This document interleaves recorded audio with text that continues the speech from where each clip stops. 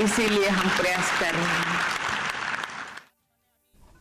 Former police officer and Meghalaya State Unit BJP spokesperson Mariahom Kharkrang has said that one of the reasons of youths joining militant outfits is the lack of job opportunities, while adding that this often leads to nowhere.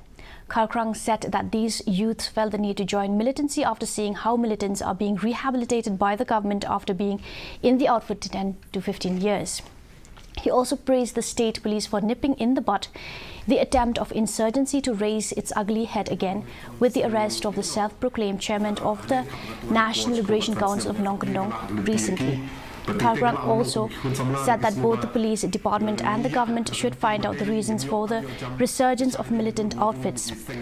When asked why juveniles are also joining these groups, he said such youths are gullible and do not understand the consequence and are most used by those who are older than them.